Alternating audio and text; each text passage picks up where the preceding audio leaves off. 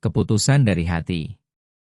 Sebuah keputusan yang lahir dari ketulusan hati membuat seseorang kehilangan pekerjaannya, tetapi juga membuka pintu yang tidak pernah ia bayangkan sebelumnya.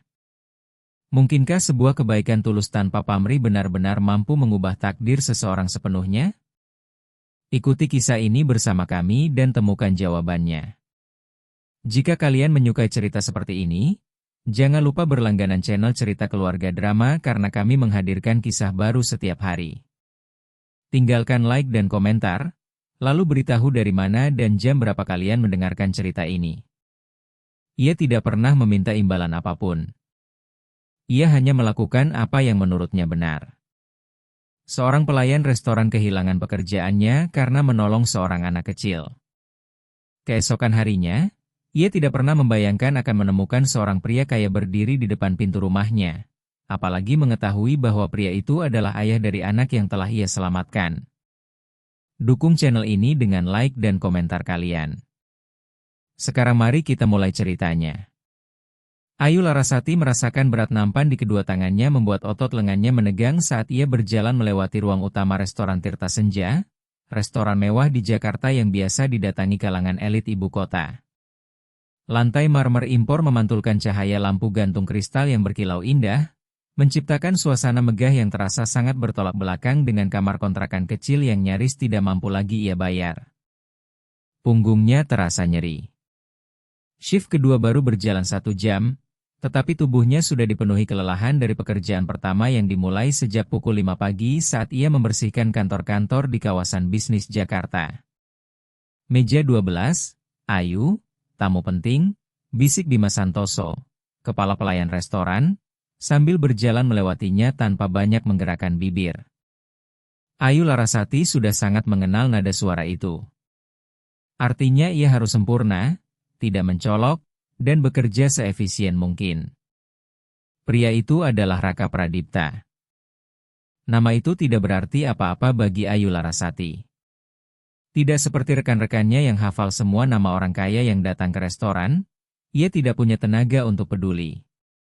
Kepalanya dipenuhi hitungan tentang uang sewa kontrakan yang menunggak, tagihan listrik PLN yang hampir diputus, dan biaya obat minggu ini. Meja 12 berada dekat jendela besar yang memperlihatkan pemandangan senja di atas Kali Ciliwung. Ayu Larasati berjalan mendekat dengan postur yang sudah ia latih berkali-kali di depan cermin.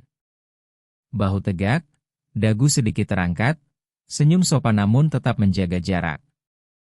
Pria dengan setelan jas biru gelap itu sedang berbicara lewat telepon sambil memberi isyarat tangan penuh wibawa. Di sampingnya duduk seorang anak perempuan sekitar 6 tahun yang sedang memainkan sendok dan garpu perak dengan wajah polos. "Selamat malam, saya Ayu Larasati dan saya yang akan melayani malam ini," ucapnya dengan suara sedikit serak karena lelah.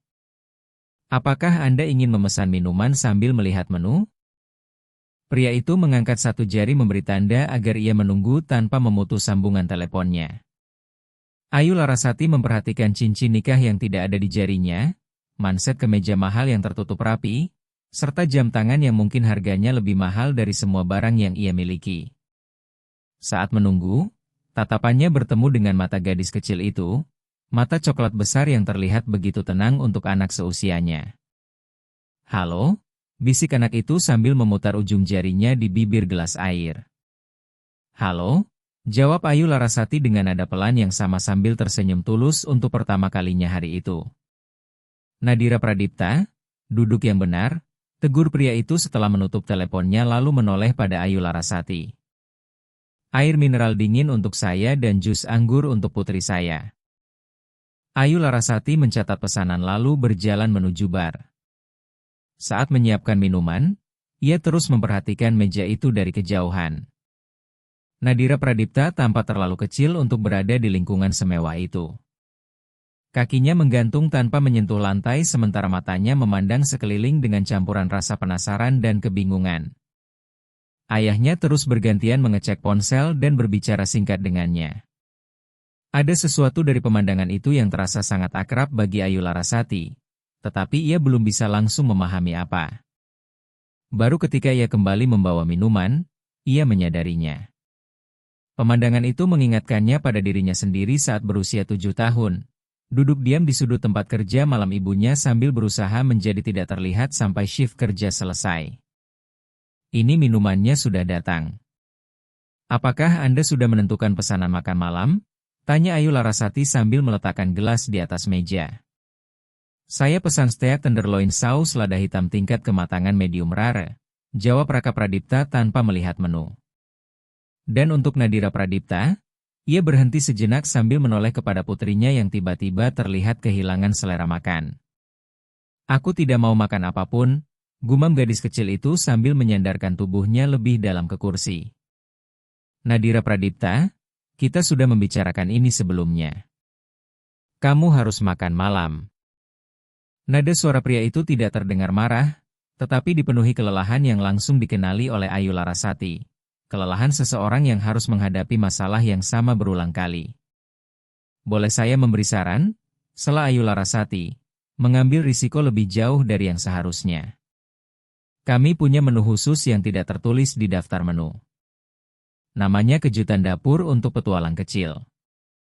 Wajah Nadira Pradipta langsung berubah. Matanya yang semula lesuk ini dipenuhi rasa penasaran. Awalnya Raka Pradipta tampak terkejut karena pelayan restoran ikut campur, tetapi kemudian ia mengangguk pelan, membiarkan Ayu Larasati melanjutkan. Makanannya seperti berburu harta karun di atas piring, jelas Ayu Larasati sambil berjongkok agar sejajar dengan tinggi gadis kecil itu. Koki menyembunyikan makanan lezat di balik makanan lainnya, jadi setiap suapan bisa jadi kejutan baru. Ada sayur hijaunya? Tanya Nadira Pradipta dengan curiga. Ada sedikit, aku Ayu Larasati sambil tersenyum, tapi itu bagian terbaiknya. Kamu tahu tidak? Brokoli itu mirip pohon kecil tempat peri-peri bersembunyi. Raka Pradipta memperhatikan percakapan mereka dengan tatapan sulit dibaca, antara terkejut dan sesuatu yang lebih dalam, sementara putrinya akhirnya tersenyum kecil. Baiklah, sepertinya kami akan mencoba menu kejutan itu, putusnya sambil menutup buku menu.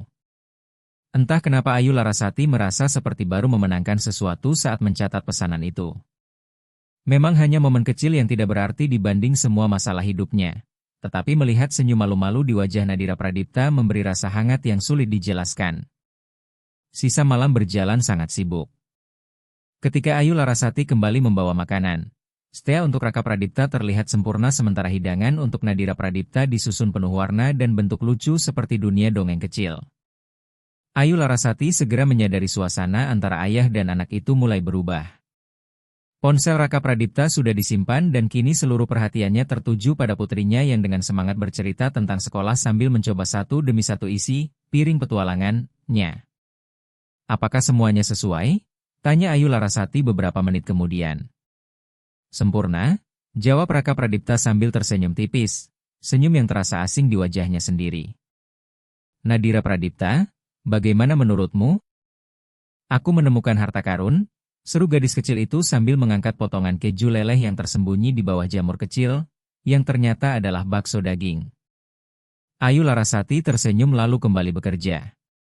Meja-meja lain terus meminta perhatian, pesanan semakin menumpuk, dan Bima Santoso berkali-kali mengirim tatapan peringatan setiap kali ia terlalu lama berbicara dengan pelanggan.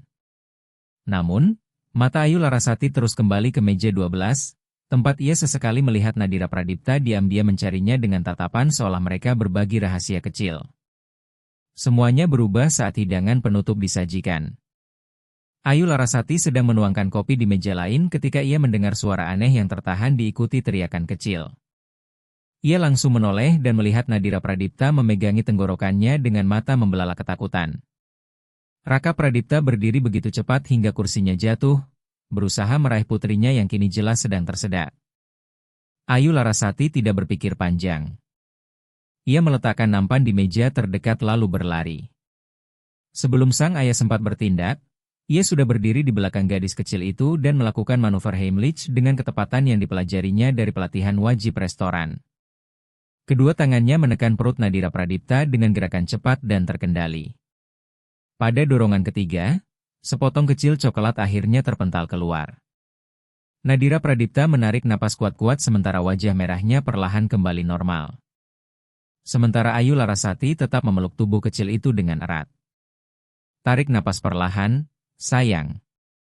Semuanya sudah baik-baik saja, bisiknya lembut sambil mengusap rambut Nadira Pradipta yang kini menangis ketakutan. Wajah Raka Pradipta terlihat pucat dan jelas terguncang.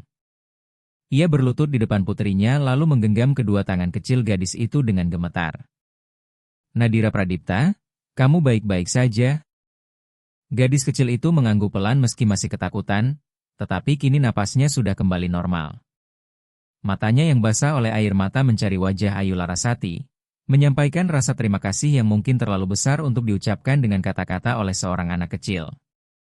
Saat itulah Ayu Larasati menyadari suasana restoran tiba-tiba berubah sunyi mencekam. Semua orang memandang ke arah mereka. Bima Santoso berjalan mendekat dengan langkah kaku, wajahnya dipenuhi amarah yang ditahan paksa. Apa yang sebenarnya terjadi di sini? Suara keras Damar Wibisana, pemilik restoran, memotong keheningan. Ayu Larasati bahkan tidak menyadari pria itu sudah berada di sana sejak tadi. Pelayan restoran ini baru saja, coba jelas Raka Pradipta, tetapi langsung dipotong. Pak Raka Pradipta, saya benar-benar meminta maaf atas ketidaknyamanan ini, kata Damar Wibisana sambil berdiri di antara Ayu Larasati dan pelanggan pentingnya, seolah ingin menghapus keberadaannya dari situasi itu. Tolong izinkan kami mengganti semua ketidaknyamanan malam ini. Putri saya tadi tersedak, ulang Raka Pradipta dengan suara yang kembali tegas. Karyawan Anda bertindak cepat. Ayu Larasati, segera menjauh dan masuk ke ruang kantor saya sekarang juga, perintah Damar Wibisana tanpa menoleh sedikit pun kepadanya sambil terus melontarkan permintaan maaf panjang kepada pelanggan penting itu. Perut Ayu Larasati langsung terasa jatuh. Ia mengenal nada suara itu dan tahu apa yang akan terjadi selanjutnya. Tatapannya sempat bertemu dengan Nadira Pradipta yang kini menggenggam erat tangan ayahnya seolah takut Ayu Larasati akan dihukum karena telah menolongnya.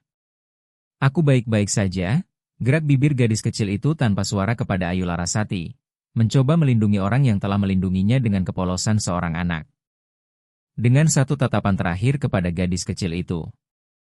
Ayu Larasati menegakkan bahunya lalu berjalan menuju area belakang restoran sambil merasakan tatapan semua orang mengikuti dirinya.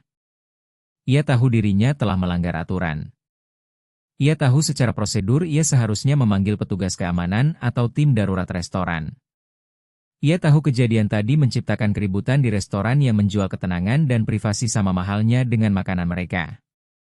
Namun, saat melangkah menuju pemecatan yang sudah pasti menantinya, ia tidak mampu menyesal. Dalam timbangan hidupnya yang tak terlihat, rasa lega di mata seorang anak kecil jauh lebih berharga daripada pekerjaan apapun. Damar Wibisana tidak membuang waktu begitu pintu kantor tertutup. 20 tahun saya menjalankan restoran ini dan belum pernah saya melihat tindakan tidak profesional seperti itu, katanya tajam. Membuat pertunjukan memalukan, ikut campur secara pribadi dengan pelanggan, meninggalkan meja-meja lain. Anak itu sedang tersedak, jawab Ayu Larasati singkat. Saya hanya melakukan apa yang akan dilakukan siapapun. Tidak. Kamu melakukan apa yang kamu mau, bukan apa yang seharusnya kamu lakukan. Kita punya prosedur, punya hierarki, punya reputasi. Suara Damar Wibisana meninggi penuh kemarahan.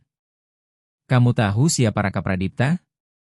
Salah satu pengusaha terbesar di Indonesia. Dia datang ke sini untuk ketenangan dan pelayanan sempurna, bukan untuk menjadi bagian dari sirkus yang dipimpin pelayan restoran yang tidak tahu tempatnya. Kata-kata itu menghantam Ayu Larasati seperti tusukan kecil, tetapi ia tetap berdiri tegak. Tempatnya. Kalimat itu terus bergema di kepalanya, membawa seluruh beban ketimpangan yang selama ini membentuk hidupnya. Jadi saya dipecat? Tanyanya tenang, bahkan dirinya sendiri terkejut mendengar ketenangan suaranya. Dipecat tanpa pesangon. Ambil barang-barangmu dan jangan kembali lagi. Damar Wibisana menyodorkan selembar dokumen. Tanda tangani. Pena di tangan Ayu Larasati terasa seberat batu saat ia menandatangani surat itu. Setiap huruf dari namanya terasa seperti tambahan 1 bulan penderitaan lagi, tagihan baru, pintu yang tertutup lagi di hidupnya. Namun tangannya tetap tidak gemetar sedikit pun. Ketika akhirnya keluar dari pintu belakang restoran Tirta Senja di malam Jakarta yang dingin karena hujan baru saja reda, Ayu Larasati akhirnya membiarkan dirinya merasakan sepenuhnya apa yang baru saja terjadi. Halte Transjakarta di depan jalan tampak kosong pada jam selarut itu. Ayu Larasati duduk di bangku besi halte Transjakarta itu dan di bawah cahaya lampu jalan yang kekuningan, akhirnya membiarkan satu tetes air mata jatuh dari matanya. Kamar kontrakannya berada di sebuah rumah susun sederhana di kawasan Cakung, Jakarta Timur. Di lantai 4 bangunan tua tanpa lift, ruangan kecil sekitar 40 meter persegi itu adalah satu-satunya tempat yang mampu ia bayar meskipun bekerja di dua pekerjaan sekaligus. Sekarang, setelah kehilangan salah satunya, masa depannya terasa seperti persamaan hidup yang mustahil diselesaikan. Terima kasih sudah mendengarkan sampai sejauh ini. Jika kalian menyukai channel cerita keluarga drama, jangan lupa berlangganan karena kami menghadirkan kisah baru setiap hari. Dan jika kalian menikmati cerita ini, tinggalkan like serta komentar tentang dari mana kalian mendengarkannya. Malam itu terasa sangat panjang tanpa tidur. Dari jendela sempit kontrakannya, cahaya matahari pertama mulai menyentuh langit Jakarta yang pucat. Saat itulah Ayu Larasati akhirnya menyerah mencoba tidur.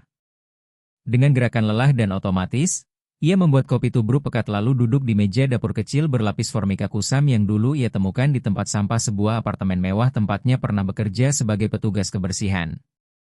Kalender yang tergantung di pintu kulkas penuh lingkaran merah pada tanggal-tanggal tertentu, tanggal jatuh tempo sewa kontrakan, tagihan listrik PLN, dan cicilan pinjaman yang ia ambil saat kulkas lamanya rusak musim hujan tahun lalu.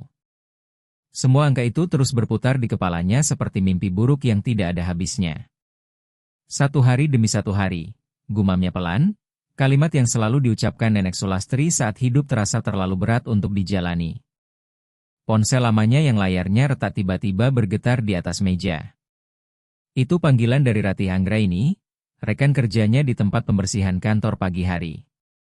"Yu, kamu tidak akan percaya siapa yang datang ke sini mencari kamu." Suara penuh semangat Ratih Anggraini langsung terdengar bahkan sebelum Ayu Larasati sempat menjawab. "Siapa?" Seorang pria keren datang naik sedan mewah hitam. "Dia tanya tentang kamu, tapi supervisor bilang kamu tidak kerja di sini lagi setiap hari Sabtu karena punya pekerjaan lain." Ayu Larasati mengernyit bingung. Dia bilang mau apa? Tidak.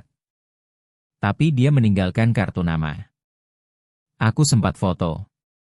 Tunggu ya, aku kirim. Beberapa detik kemudian foto itu masuk.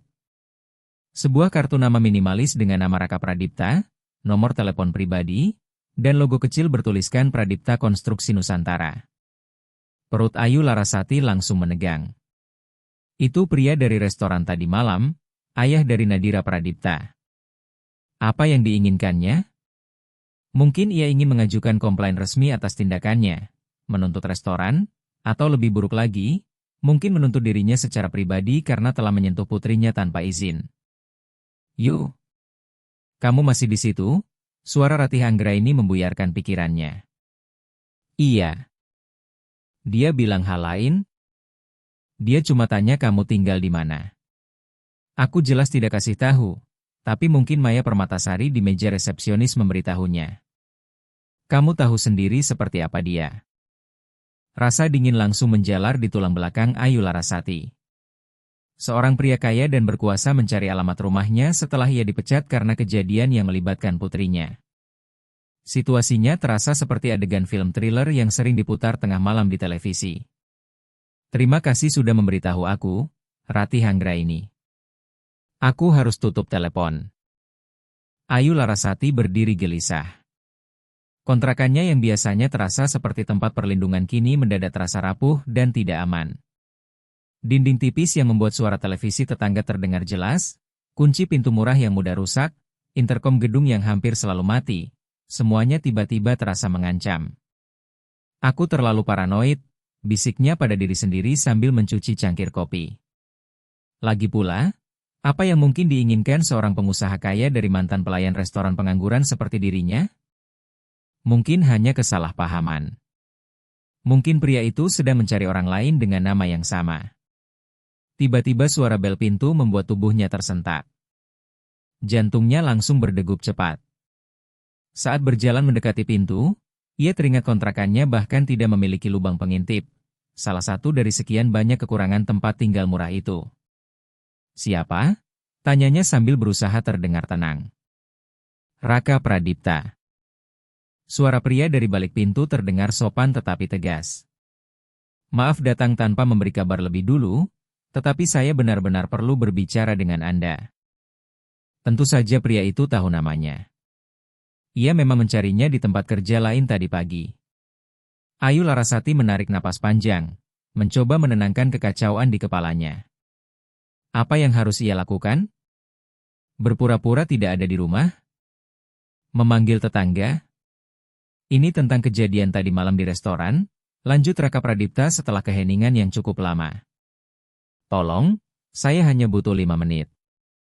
Mendengar kata restoran membuat Ayu Larasati akhirnya mengambil keputusan. Jika ia memang harus menghadapi akibat dari apa yang sudah terjadi, lebih baik menghadapinya dengan kepala tegak. Dengan jari sedikit gemetar, ia membuka pintu perlahan. Raka Pradipta tampak sangat tidak cocok berada di lorong sempit dan remang-remang rumah susun itu. Pakaian santainya yang tetap terlihat mahal begitu kontras dengan dinding kusam yang catnya mulai mengelupas. Ia tidak datang sendirian.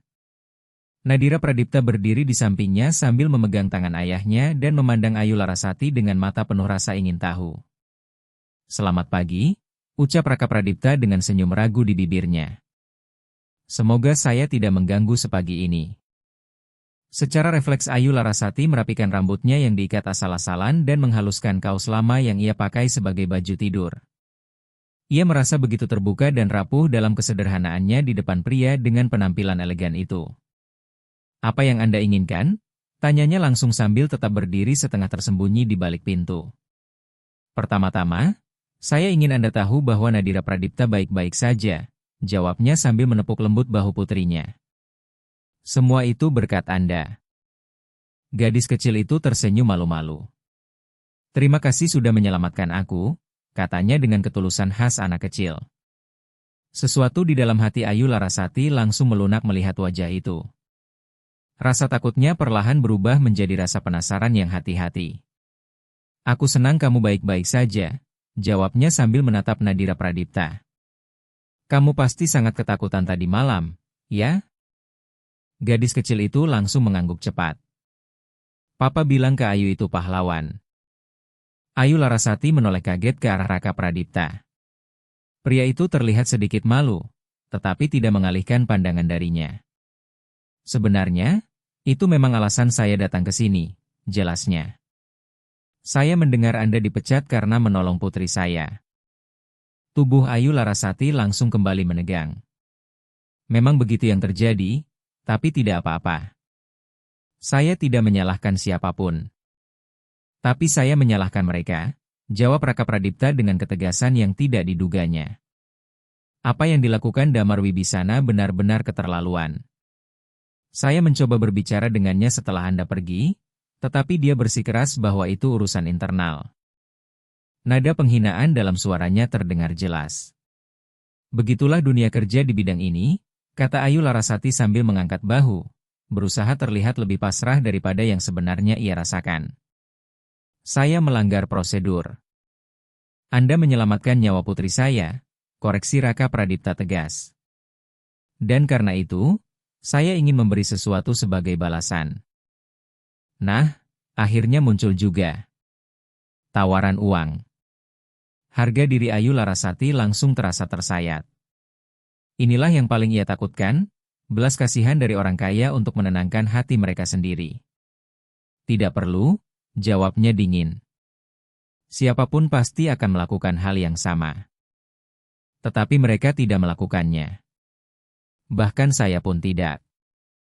Suara Raka Pradipta melembut, dipenuhi emosi yang tidak langsung bisa dipahami Ayu Larasati. Saya hanya diam terpaku melihat putri saya tersedak sementara Anda bergerak tanpa ragu. Keheningan menggantung di antara mereka selama beberapa saat. Nadira Pradipta memandang ayahnya lalu memandang Ayu Larasati. Jelas merasakan ketegangan itu meskipun belum benar-benar memahaminya. Bolehkah saya masuk? Tanya Raka Pradipta akhirnya. Saya janji tidak akan lama. Melawan naluri terbaiknya sendiri, Ayu Larasati akhirnya mengangguk lalu membuka pintu lebih lebar. Ia langsung merasakan gelombang rasa malu saat melihat mata pria itu cepat menyapu seluruh isi kontrakan kecilnya. Meja kecil dengan satu kursi, sofa kusam yang warnanya memudar, dinding polos tanpa hiasan kecuali satu lukisan sederhana buatan tangannya sendiri tentang senja di atas Kali Ciliwung yang pernah ia lukis saat memiliki sedikit waktu luang. Maaf, rumahnya sangat sederhana, gumamnya pelan sebelum sempat menahan kata-kata itu keluar. Jangan meminta maaf, jawab Raka Pradipta dengan kelembutan yang sama sekali tidak ia duga. Boleh saya duduk? Tanya Raka Pradipta pelan. Ayu Larasati mengangguk kecil sambil menunjuk sofa kusam di ruang sempit itu. Raka Pradipta duduk dengan Nadira Pradipta di sampingnya. Sementara Ayu Larasati memilih duduk di satu-satunya kursi yang ada, tetap menjaga jarak. Ayu Larasati, saya datang ke sini karena ingin menawarkan pekerjaan kepada Anda, ucap Raka Pradipta langsung tanpa berputar-putar. Dari semua kemungkinan yang sempat dibayangkan Ayu Larasati, ini jelas bukan salah satunya. Pekerjaan? Tanyanya bingung. Ya. Saya membutuhkan seseorang untuk menjaga Nadira Pradipta. Gadis kecil itu langsung mengangkat kepala menatap ayahnya dengan keterkejutan yang sama seperti Ayu Larasati. Seperti pengasuh? Tanyanya polos. Lebih dari itu, jelas Raka Pradipta. Seseorang yang bisa menjadi asisten pribadi untuk putri saya. Menemani dia saat saya tidak di rumah, mengantarnya ke sekolah, menemaninya di berbagai kegiatan. Seseorang yang benar-benar bisa saya percaya. Dan Anda percaya kepada saya? Tanya Ayu Larasati tidak percaya. Anda bahkan tidak mengenal saya. Tatapan mata gelap Raka Pradipta langsung bertemu dengan matanya. Saya sudah melihat cukup banyak tadi malam. Saya melihat seseorang yang benar-benar peduli kepada seorang anak yang bahkan tidak dikenalnya. Seseorang yang rela mempertaruhkan pekerjaannya demi melakukan hal yang benar. Itu mengatakan lebih banyak tentang karakter Anda dibandingkan 1000 lembar riwayat hidup. Ayu Larasati segera mengalihkan pandangan, tidak nyaman menerima pujian sejujur itu. Saya tidak tahu apapun tentang menjadi asisten pribadi. Anda bisa belajar. Yang paling penting, Nadira Pradipta sudah menyukai Anda. Gadis kecil itu langsung mengangguk semangat. Kak Ayu bisa membuat cerita peri dari brokoli. Meskipun suasana masih penuh ketegangan, Ayu Larasati tidak bisa menahan senyum kecilnya. Itu cuma cara supaya kamu mau makan sayur. Dan itu berhasil? Kata Raka Pradipta dengan nada yang terdengar seperti kekaguman. Semua cara yang saya coba sebelumnya tidak pernah berhasil. Keheningan kembali muncul di antara mereka, tetapi kali ini terasa lebih nyaman. Untuk pertama kalinya, Ayu Larasati mulai benar-benar mempertimbangkan tawaran itu. Menjadi asisten pribadi seorang pengusaha kaya dan menjaga putrinya berarti memasuki dunia yang sama sekali berbeda dari kehidupannya. Dunia penuh peluang, tetapi juga penuh masalah yang bahkan belum bisa ia bayangkan. Gajinya 2 kali lebih besar dari yang Anda dapatkan di restoran, lanjut Raka Pradipta seolah bisa membaca pikirannya. Termasuk tunjangan dan uang muka jika Anda membutuhkannya. Tatapannya yang sekilas menyapu isi kontrakan kecil itu membuat maksud perkataannya terasa jelas tanpa perlu dijelaskan lagi. Di dalam hati Ayu Larasati, harga diri dan kebutuhan hidup mulai saling bertarung. Uang itu bisa menyelesaikan semua masalah mendesaknya, tagihan listrik, sewa kontrakan, bahkan mungkin membantunya mengirim uang untuk nenek Sulastri di kampung. Kenapa saya? Akhirnya ia menanyakan hal yang benar-benar ingin ia ketahui. Pasti ada ratusan orang lain yang lebih berpengalaman dan memenuhi syarat. Raka Pradipta terdiam sejenak lalu menoleh kepada putrinya sebelum kembali menjawab. Karena Anda benar-benar melihat Nadira Pradipta, katanya pelan. Anda tidak melihat putri seorang pengusaha kaya, tidak melihat kesempatan, tidak melihat kewajiban. Anda hanya melihat seorang anak kecil yang membutuhkan pertolongan. Ia berhenti sesaat lalu suaranya melembut. Dan saya bahkan tidak bisa menjelaskan betapa langkanya hal itu di dunia saya. Kejujuran dalam suaranya membuat Ayu Larasati lengah. Untuk pertama kalinya, ia melihat lebih jauh dari jas mahal dan status sosial pria itu. Yang ia lihat sekarang hanyalah seorang ayah yang sungguh khawatir terhadap putrinya. Saya perlu waktu untuk berpikir, jawabnya jujur. Raka Pradipta mengangguk memahami. Tentu. Ia mengambil sebuah amplop dari sakunya lalu meletakkannya di atas meja kecil. Kartu nama saya ada di dalam bersama rincian pekerjaan yang saya tawarkan. Ia sempat ragu sebelum melanjutkan.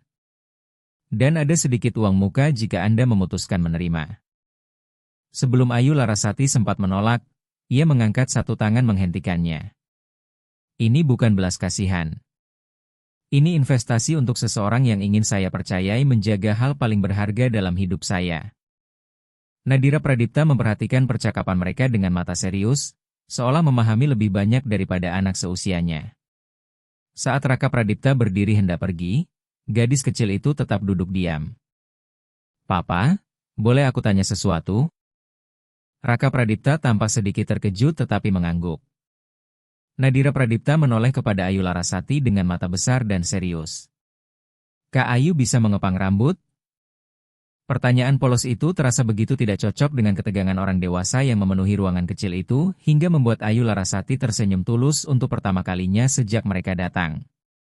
Endah Wulandari membuka sebuah pintu dan memperlihatkan ruangan penuh warna yang terasa hangat, sangat berbeda dari suasana rumah lain yang cenderung dingin dan formal. Rak-rak besar dipenuhi buku dan mainan. Sebuah piano kecil berdiri di sudut ruangan, beberapa meja dengan ukuran berbeda disusun untuk berbagai aktivitas anak, dan di tengah semuanya duduk Nadira Pradipta yang sedang serius menggambar. "Kak Ayu," seru gadis kecil itu begitu melihat Ayu Larasati. Ia langsung melompat berdiri lalu berlari ke arahnya, tetapi berhenti beberapa langkah sebelum sampai, seolah tiba-tiba teringat aturan sopan santun tertentu, lalu mengulurkan tangan kecilnya dengan formal. "Selamat datang di rumah kami." Sikap formal yang terasa aneh untuk anak 6 tahun itu langsung membuat hati Ayu Larasati terasa hangat sekaligus sedih. Mengabaikan tangan kecil yang terulur, ia berjongkok hingga sejajar dengan tinggi gadis itu. "Terima kasih, Nadira Pradipta. Kak Ayu senang sekali bisa bertemu lagi denganmu." Senyum yang langsung muncul di wajah gadis kecil itu seakan cukup untuk menghapus semua keraguan yang sempat dimiliki Ayu Larasati tentang menerima pekerjaan ini. Nadira Pradipta melirik cepat ke arah Endah Wulandari yang mengangguk tipis, lalu akhirnya memeluk Ayu Larasati dengan penuh semangat. "Ayo lihat gambarku," katanya sambil menarik tangan Ayu Larasati. "Aku menggambar Kak Ayu sedang mengepang rambutku." Di atas kertas terlihat gambar sederhana dua sosok manusia dengan garis-garis miring keluar dari kepala gadis kecil itu untuk menunjukkan kepangan rambutnya. Hati Ayu Larasati langsung dipenuhi rasa sayang saat melihat dalam gambar polos itu mereka berdua digambar tersenyum lebar dengan mulut besar yang hampir memenuhi setengah wajah bulat mereka. "Bagus sekali," puji Ayu Larasati tulus. "Kamu pasti sangat suka menggambar." "Aku suka semua yang berwarna," jawab Nadira Pradipta sambil duduk kembali. "Papa cuma suka hitam, abu-abu, dan putih. Makanya kamar aku dan ruangan ini jadi satu-satunya tempat yang penuh warna di rumah." Kalimat polos itu mengungkap lebih banyak tentang keluarga itu dibanding yang mungkin disadari gadis kecil tersebut.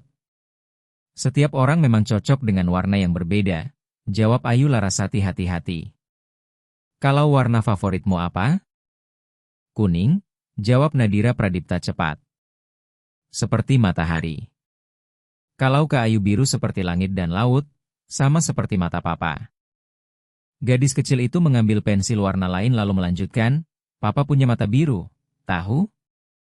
Mama bilang warnanya seperti es, tapi menurutku lebih mirip batu yang berkilau."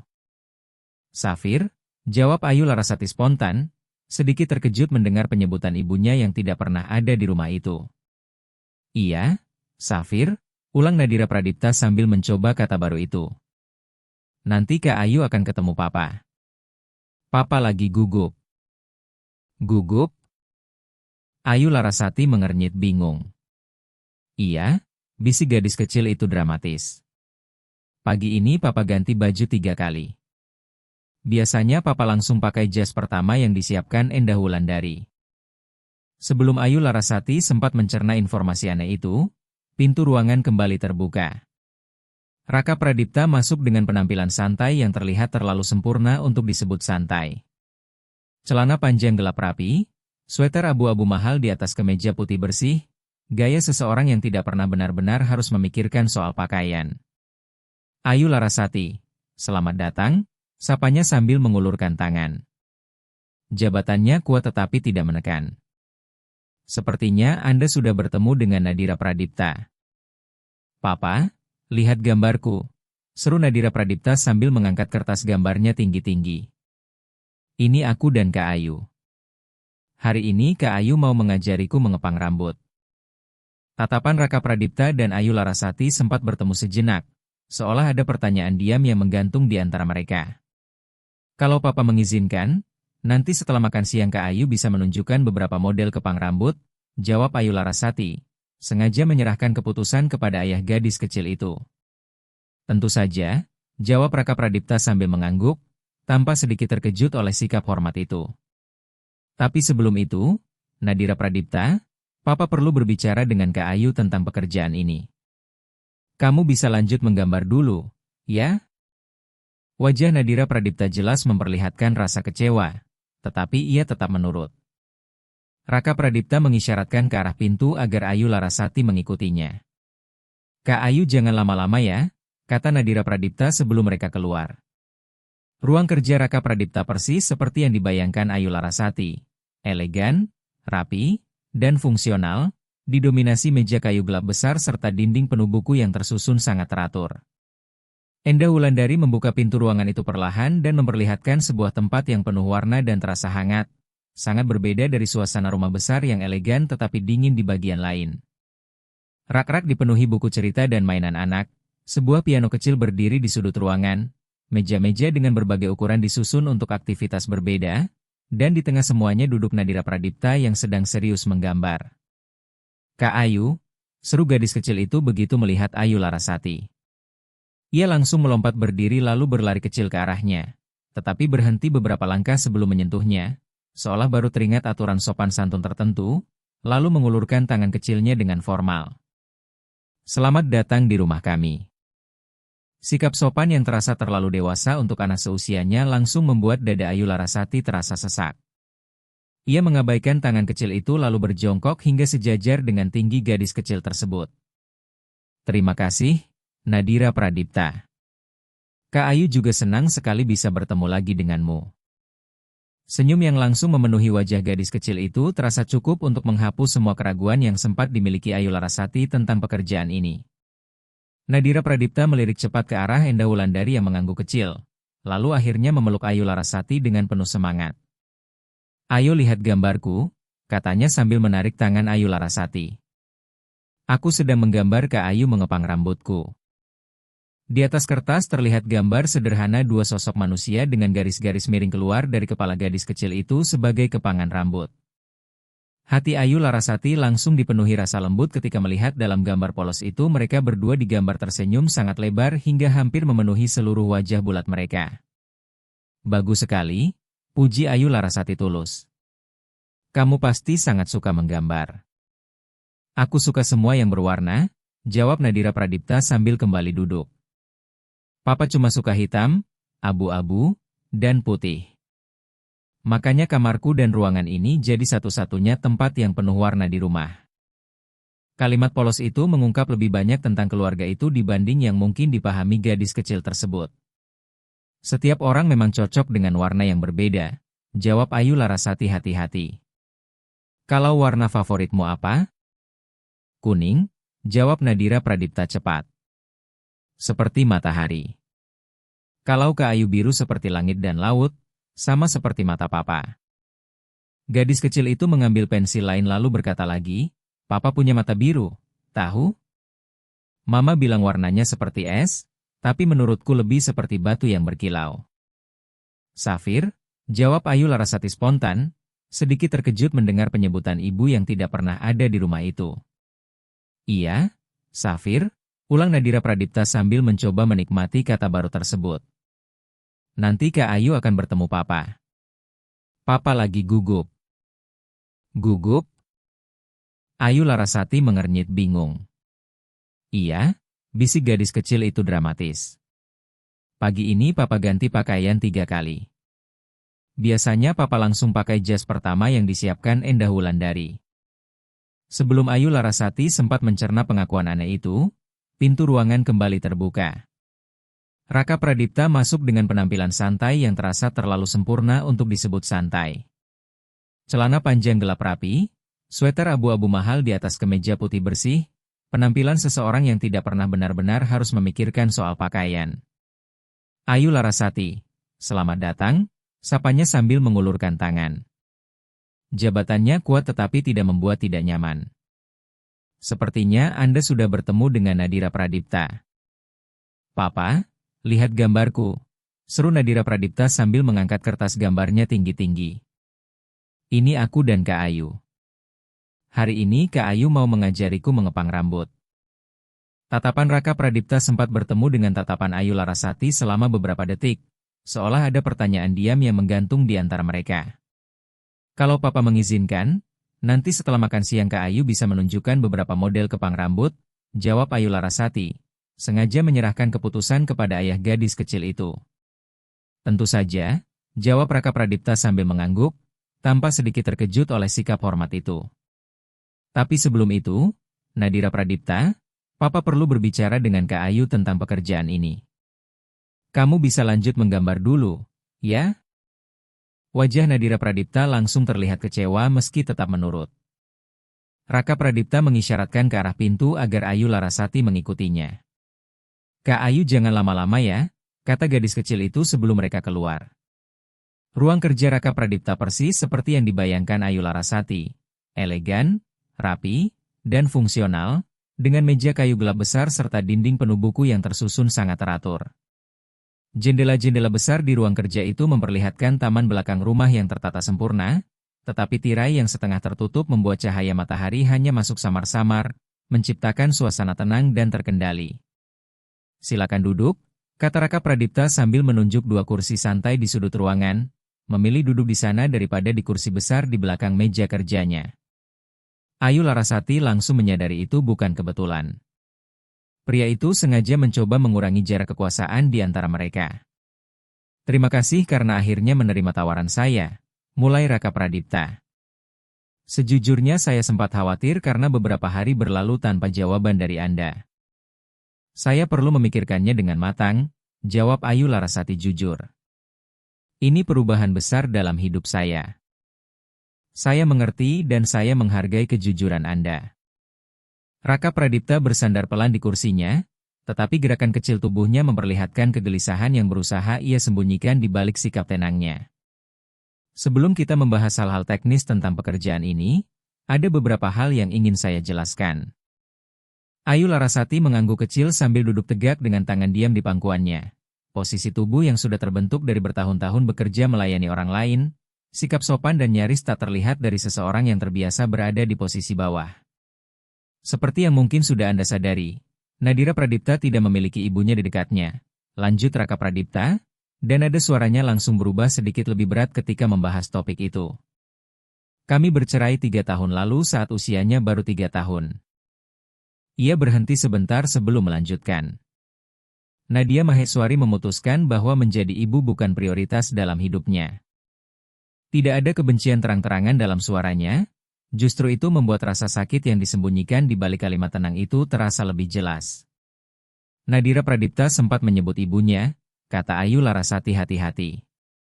Sesuatu langsung melintas di wajah Raka Pradipta, mungkin keterkejutan atau kekhawatiran. Dia jarang sekali membicarakan ibunya. Apa yang dia katakan? Dia hanya bilang ibunya sering membandingkan warna mata Anda dengan batu safir. Tubuh Raka Pradipta tampak sedikit lebih rileks mendengarnya. Begitu rupanya. Ia menghela napas pelan.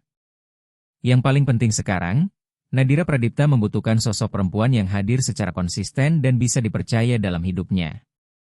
Saya tidak mencari pengganti ibunya, tambahnya cepat seolah tidak ingin disalahpahami. Tetapi seseorang yang bisa memberikan perhatian dan kepedulian yang, terus terang saja, sangat sulit saya berikan sendiri karena jadwal kerja saya. Saya mengerti, jawab Ayu Larasati, meskipun dalam hati ia sendiri belum yakin benar-benar memahami seluruh kerumitan keluarga itu. Kontrak kerja yang saya kirim sebelumnya sudah menjelaskan tanggung jawab Anda, lanjut Raka Pradipta.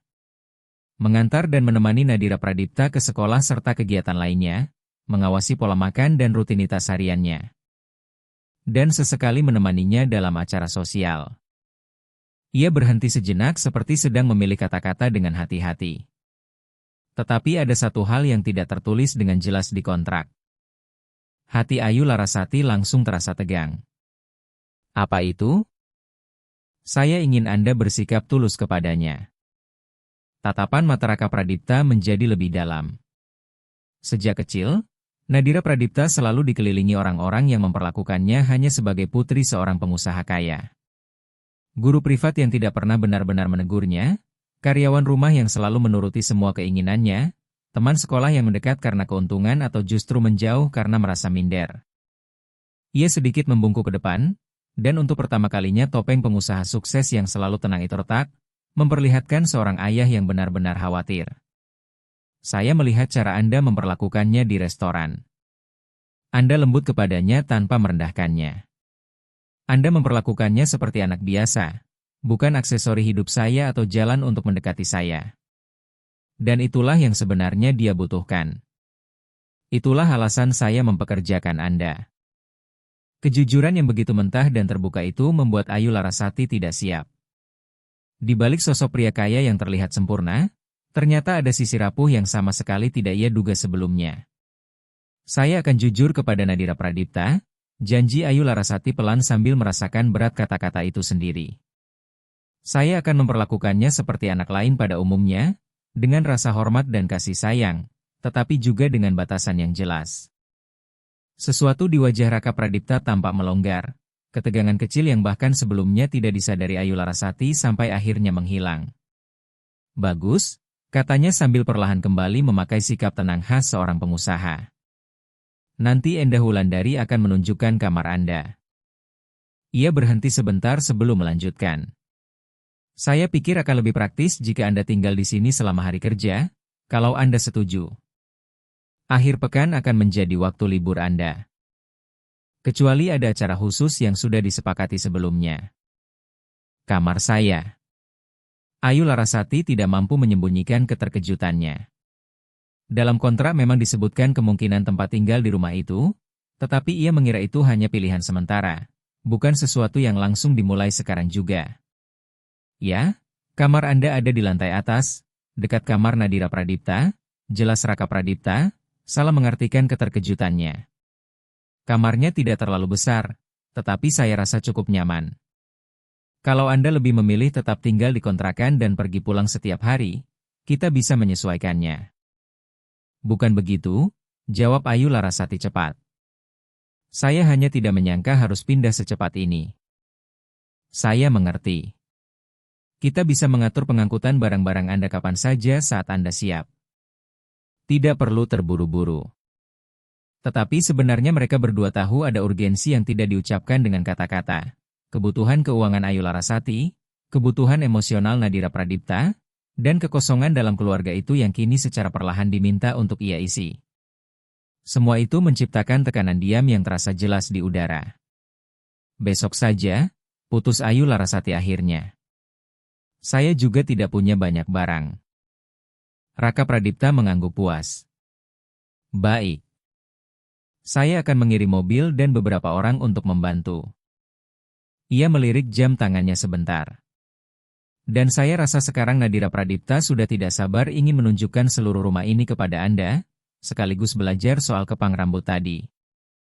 Saat mereka berdiri, muncul jeda singkat yang aneh, seolah mereka berdua baru menyadari bahwa hidup mereka akan segera terikat satu sama lain dengan cara-cara yang bahkan tidak bisa diatur atau diprediksi oleh kontrak apapun. Pak Raka Pradipta, mulai Ayu Larasati. Panggil saya Raka saja, potong pria itu lembut. Kalau kita akan bertemu setiap hari, formalitas berlebihan hanya akan menciptakan jarak yang tidak perlu. Raka, ulang Ayu Larasati perlahan, merasa aneh dan sedikit gugup menyebut namanya secara langsung. Saya ingin Anda tahu bahwa saya mengerti betapa besar kepercayaan yang Anda berikan kepada saya. Saya tidak akan mengecewakan Anda. Sesuatu yang sulit dijelaskan melintas di mata Raka Pradipta, rasa lega, rasa syukur, atau mungkin emosi lain yang bahkan tidak mampu dipahami Ayu Larasati sepenuhnya. Saya tahu Anda tidak akan mengecewakan saya, jawabnya sederhana. Tangan kecil Nadira Pradipta tetap diam saat Ayu Larasati dengan hati-hati mengepang rambutnya. Kamar gadis kecil itu seperti pulau penuh warna di tengah rumah yang didominasi nuansa netral dan dingin. Dinding pastel lembut, furnitur putih dengan detail warna-warni, serta rak besar berisi buku dan mainan yang tersusun sangat rapi. "Apa terlalu kencang?" tanya Ayu Larasati ketika menyadari gadis kecil itu sangat diam. "Tidak," jawab Nadira Pradipta pelan. "Aku cuma berusaha tidak bergerak supaya kepangnya tidak rusak." "Sedikit bergerak tidak akan merusak apapun," kata Ayu Larasati lembut. "Kepang rambut tidak harus sempurna supaya terlihat cantik." Dari pantulan cermin meja rias, ia melihat wajah Nadira Pradipta perlahan berubah cerah dengan senyum kecil yang ragu-ragu. "Guru baletku bilang semuanya harus sempurna. Rambut, postur tubuh, gerakan. Kalau tidak sempurna, berarti jelek." Hati Ayu Larasati terasa nyeri mendengar kalimat seperti itu keluar dari mulut anak sekecil dia. "Balet memang seni yang sangat menghargai ketepatan," jawabnya hati-hati. "Tapi bahkan penari balet terbaik di dunia tetap bisa membuat kesalahan kecil. Yang paling penting adalah rasa cinta dan semangat saat melakukannya." "Kak Ayu pernah menonton balet langsung?" tanya Nadira Pradipta, menatapnya lewat cermin. "Belum pernah di gedung pertunjukan," aku Ayu Larasati sambil menyelesaikan kepangan pertama. "Tapi Kak Ayu pernah menonton banyak videonya. Dulu Nenek Sulastri sangat menyukai balet saat masih muda. Bulan depan aku akan tampil," kata Nadira Pradipta pelan dengan getaran gugup yang hampir tidak terdengar.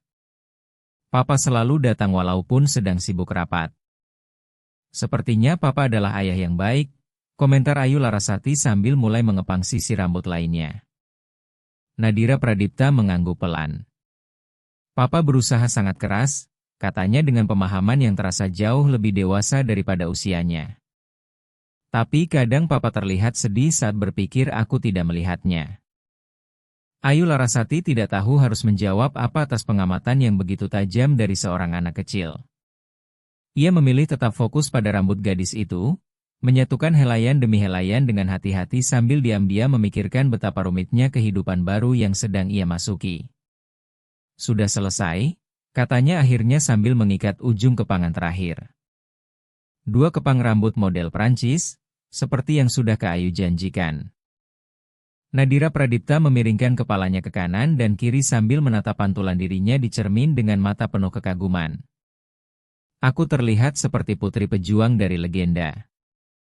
Ayu Larasati tertawa kecil mendengar perbandingan tak terduga itu. "Putri pejuang? Dari mana kamu belajar tentang itu?" "Dari buku yang dibacakan Papa," jawab Nadira Pradipta sambil melompat turun dari kursi dan berlari menuju rak buku. Ia kembali sambil membawa buku bergambar tentang legenda pewayangan Nusantara. "Papa biasanya membacakan 1 bab setiap malam, tapi kadang Papa pulang terlalu malam dari kantor. Mungkin nanti Kak Ayu bisa melanjutkan ceritanya saat Papa tidak sempat," usul Ayu Larasati lembut. Wajah Nadira Pradipta langsung bersinar penuh semangat. "Benarkah? Kak Ayu juga bakal membuat suara berbeda untuk setiap tokoh seperti Papa?" "Kak Ayu akan mencoba," jawab Ayu Larasati sambil tersenyum. "Tapi mungkin tidak sebagus Papa." "Aku yakin bakal berbeda, tapi tetap seru," jawab Nadira Pradipta dengan diplomasi lucu yang terlalu dewasa untuk anak kecil. Ketukan pelan di pintu menghentikan percakapan mereka. Endah Wulandari masuk dan matanya sedikit membesar saat melihat kepangan rambut Nadira Pradipta. "Makan siang sudah siap," katanya sopan. "Pak Raka Pradipta meminta kalian berdua makan bersama beliau di veranda." "Papa makan siang di rumah?" tanya Nadira Pradipta dengan nada terkejut yang memperlihatkan betapa jarangnya hal itu terjadi. "Iya. Hari ini beliau memindahkan beberapa jadwal," jawab Endah Wulandari sambil bertukar tatapan singkat dengan Ayu Larasati. Veranda itu merupakan perpanjangan ruang keluarga yang menghadap langsung ke taman besar yang tertata sempurna. Sebuah meja bundar sudah disiapkan untuk 3 orang dengan kemewahan sederhana yang terlihat sangat mahal meski tidak berlebihan. Raka Pradipta sudah berdiri di sana dekat pagar balkon, tanpa tenggelam dalam pikirannya sendiri sambil memandang taman. Saat mendengar langkah mereka, ia menoleh dan mata Ayu Larasati langsung menangkap bagaimana tatapannya pertama kali tertuju pada putrinya. Senyum hangat yang benar-benar tulus langsung melembutkan wajahnya. "Lihat, Papa," seru Nadira Pradipta sambil berputar menunjukkan rambutnya. Kak Ayu membuatkan kepang putri pejuang. "Kepang putri pejuang?" ulang Raka Pradipta sambil mengangkat sebelah alis dengan wajah geli. Sepertinya ada yang benar-benar memperhatikan cerita tentang Gatot Kaca dan Batara Guru. "Bagus tidak?" tanya Nadira Pradipta penuh harap. "Cantik sekali," jawab Raka Pradipta tulus. Tatapannya lalu beralih singkat kepada Ayu Larasati. "Terima kasih," gumamnya pelan. Dua kata sederhana yang terasa membawa makna jauh lebih besar dari sekadar sopan santun biasa. Makan siang disajikan oleh seorang pegawai rumah lain yang belum dikenal Ayu Larasati. Seorang perempuan muda yang bekerja sangat tenang dan efisien. Hidangannya terlihat elegan tanpa terasa berlebihan. Nasi gurih jamur, salad sayuran segar, dan stroberi dengan krim manis sebagai penutup. Percakapan berjalan jauh lebih alami dari yang dibayangkan Ayu Larasati. Sebagian besar berpusat pada Nadira Pradipta yang tampak semakin hidup saat mendapat perhatian sekaligus dari ayahnya dan Ayu Larasati. Gadis kecil itu bercerita tentang sekolah, kelas baletnya, dan proyek sains tentang tanaman. Sesekali Raka Pradipta menambahkan penjelasan untuk membantu Ayu Larasati memahami rutinitas baru yang kini akan menjadi bagian dari hidupnya juga. "Kak Ayu janji bakal melanjutkan cerita legenda Nusantara kalau Papa tidak sempat membacakan," kata Nadira Pradipta di sela-sela suapan makanan penutupnya. Sesuatu melintas cepat di wajah Raka Pradipta, terlalu cepat untuk dipahami sepenuhnya oleh Ayu Larasati. Mungkin rasa bersalah, mungkin juga rasa lega, atau bahkan keduanya sekaligus. "Itu baik sekali dari Anda," jawabnya setelah berhasil menguasai dirinya kembali. "Saya harap saya tidak kelewatan batas," kata Ayu Larasati cepat. "Itu cuma usul spontan." "Tidak sama sekali," jawab Raka Pradipta meyakinkan. "Justru itu tipe perhatian yang saya harapkan. Terutama kalau Kak Ayu nanti bisa membuat suara Batara Kala," tambah Nadira Pradipta penuh semangat. "Sepertinya Anda harus menciptakan versi suara Batara Kala sendiri," komentar Raka Pradipta sambil tersenyum kecil. Suasana ringan itu tiba-tiba terputus oleh bunyi ponsel Raka Pradipta yang berdering. Raka Pradipta melihat layar ponselnya dan ekspresinya langsung berubah seketika. Wajah hangat seorang ayah perlahan tertutup kembali oleh ekspresi profesional dingin yang mulai dikenali Ayu Larasati. "Saya harus menerima panggilan ini," katanya sambil berdiri. Rapat video dengan Singapura baru saja dijadwalkan ulang. Nadira Pradipta tidak mengatakan apa-apa, tetapi wajah kecilnya langsung memperlihatkan kekecewaan yang terasa terlalu sering ia rasakan sampai menjadi ekspresi yang sudah terbiasa. Raka Pradipta tanpa ragu sesaat, jelas terjebak di antara kewajiban pekerjaannya dan keinginan untuk tidak mengecewakan putrinya sekali lagi. "Pergilah," sela Ayu Larasati lembut. Tadi Nadira Pradipta menunjukkan permainan papan di kamarnya dan kelihatannya seru sekali. "Mungkin kami bisa bermain sambil menunggu Anda selesai bekerja." Rasa lega di wajah Raka Pradipta terlihat jelas. "Terima kasih," katanya lagi, kata sederhana yang terasa membawa rasa syukur jauh lebih dalam dari sekadar ucapan biasa. Setelah pria itu pergi, Nadira Pradipta tetap diam sambil memainkan sisa makanan penutupnya tanpa benar-benar ingin memakannya. "Nama permainan papanya apa?" tanya Ayu Larasati, mencoba menghidupkan kembali semangat gadis kecil itu. "Papa selalu seperti itu," jawab Nadira Pradipta alih-alih menjawab pertanyaannya. Suaranya kecil, tetapi bukan marah atau menyalahkan, hanya pasrah dengan cara yang seharusnya tidak dimiliki anak seusianya. "Papa mulai melakukan sesuatu denganku, lalu harus kembali bekerja." Hati Ayu Larasati terasa sesak mendengarnya. Ia memilih kata-katanya dengan hati-hati. "Papa, kamu punya pekerjaan yang sangat berat," katanya tanpa memberi janji palsu bahwa semuanya akan berubah. "Tapi itu bukan berarti Papa tidak ingin bersama kamu." "Aku tahu," jawab Nadira Pradipta, membuat Ayu Larasati sedikit terkejut. "Papa lebih berusaha dibanding Mama." Mama bahkan tidak mencoba. Penyebutan tentang ibunya yang pergi kembali membuat Ayu Larasati tidak siap. Dari cerita singkat Raka Pradipta, perceraian mereka tampaknya meninggalkan luka besar, terutama karena ibunya memilih pergi meninggalkan anaknya sendiri. Kadang orang dewasa kesulitan memilih antara apa yang mereka inginkan dan apa yang harus mereka lakukan, jawab Ayu Larasati, merasa dirinya sendiri tidak cukup siap untuk menjelaskan hal serumit itu kepada seorang anak kecil. Seperti memilih es krim coklat atau vanila, tanya Nadira Pradipta, mencoba memahami dengan cara yang lebih sederhana. Kurang lebih seperti itu, jawab Ayu Larasati sambil tersenyum tipis. Bedanya, jauh lebih rumit. Dan kadang meskipun mereka sangat ingin makan es krim, mereka tetap harus memilih makan sayur. Nadira Pradipta langsung membuat wajah kesal lucu yang membuat Ayu Larasati tertawa kecil. Sayur itu penting, bela mantan pelayan restoran itu. Terutama sayur yang menyimpan rumah peri di dalamnya.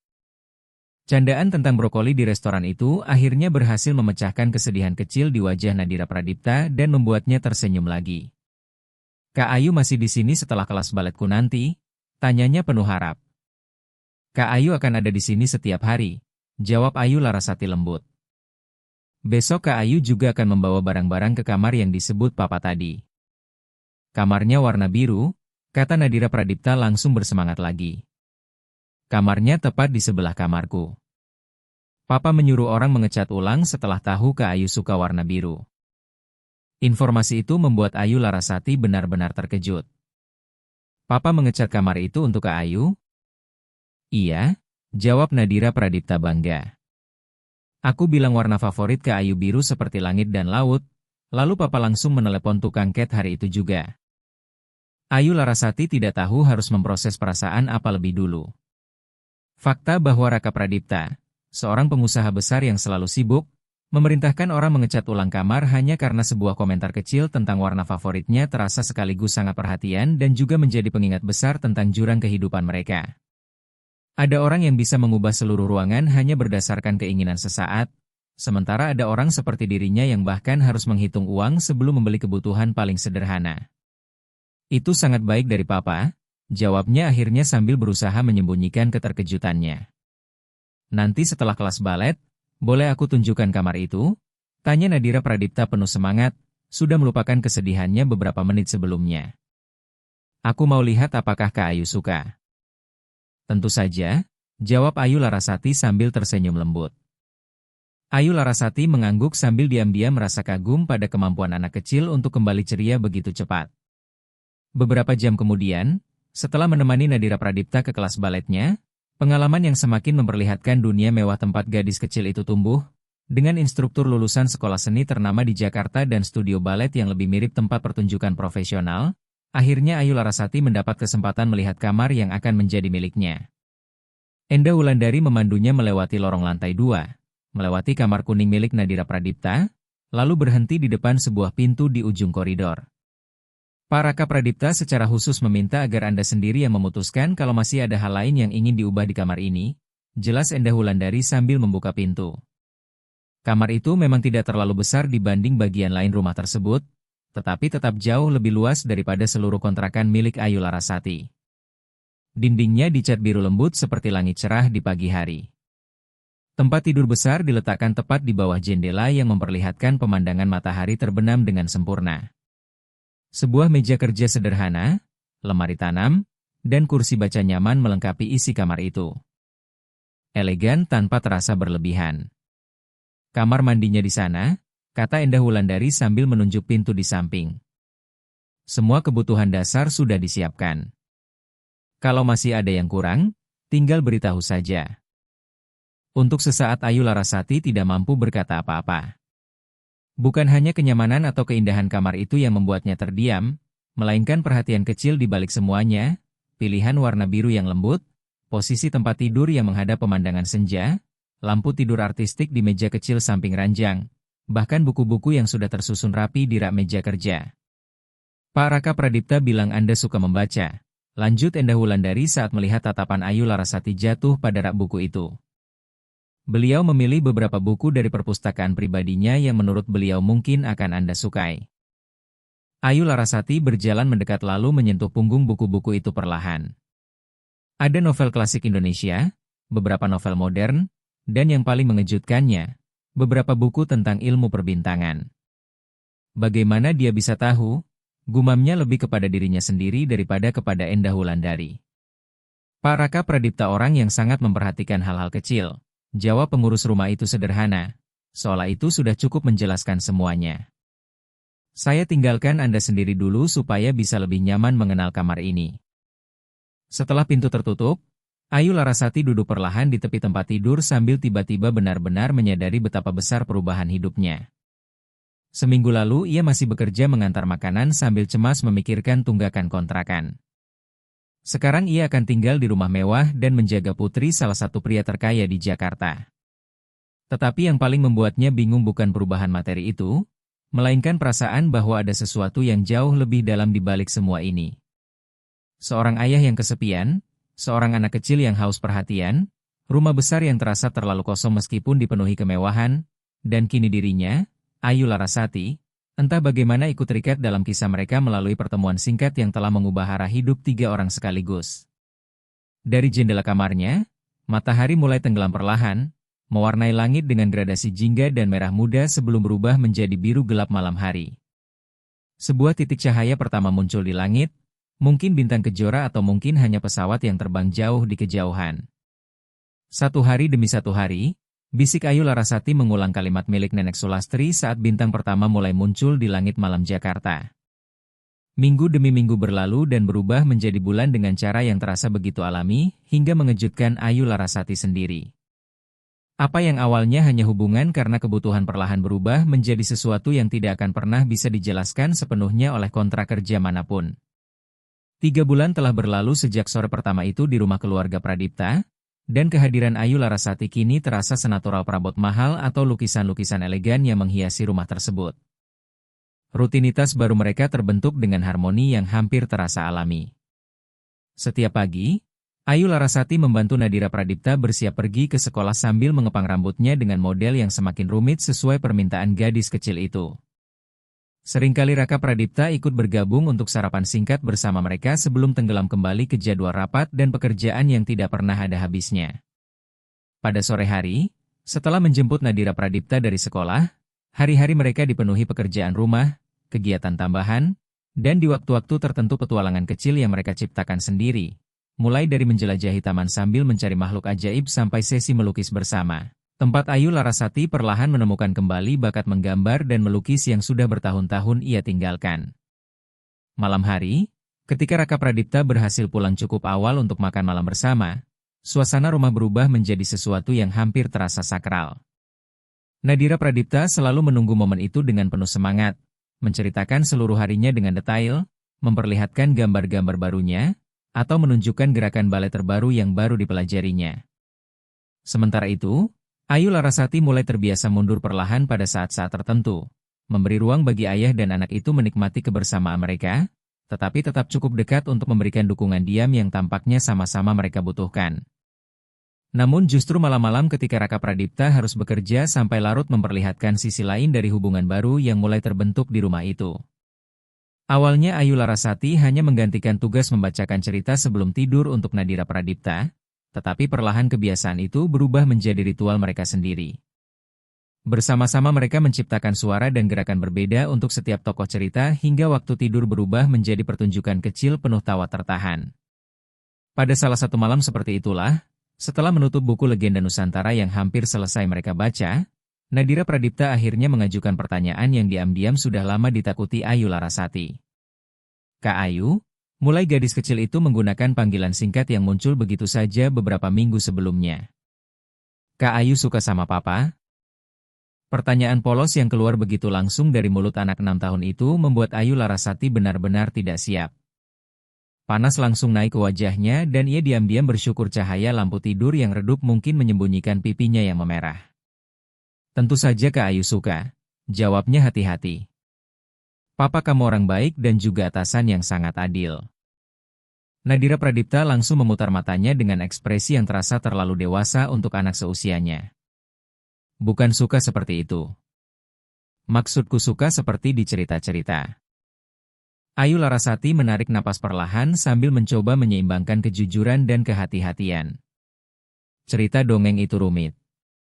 Di kehidupan nyata, hubungan orang dewasa jauh lebih rumit lagi. Tapi papa tersenyum beda kalau ada Kak Ayu, lanjut Nadira Pradipta keras kepala. Bukan senyum kerja yang biasa. Pengamatan kecil yang begitu tajam itu membuat Ayu Larasati kehilangan kata-kata sesaat. Selama beberapa bulan terakhir ia memang menyadari perubahan kecil pada Raka Pradipta, bagaimana bahunya tampak lebih rileks saat makan malam bersama, bagaimana sesekali pria itu benar-benar tertawa daripada hanya tersenyum sopan seperti saat menghadapi kolega bisnis, bagaimana matanya sering mencari tatapan Ayu Larasati ketika mereka berbicara dengan Nadira Pradipta, seolah mereka berbagi pemahaman diam dalam membesarkan anak kecil yang luar biasa itu bersama-sama. Tetapi selama ini Ayu Larasati selalu menganggap semua itu hanya akibat dari kenyamanan baru yang muncul di rumah itu, kehadiran seseorang yang membantu meringankan beban seorang ayah tunggal. Ia tidak pernah membiarkan dirinya mempertimbangkan kemungkinan lain. Mungkin papa cuma senang melihat kamu bahagia, jawabnya akhirnya sambil mengusap lembut rambut Nadira Pradipta. Dan sekarang, Nona Viking kecil, waktunya tidur. Besok kita jadi pergi ke planetarium, ingat? Nadira Pradipta mengangguk, tetapi tatapannya jelas menunjukkan bahwa percakapan itu hanya ditunda, bukan selesai.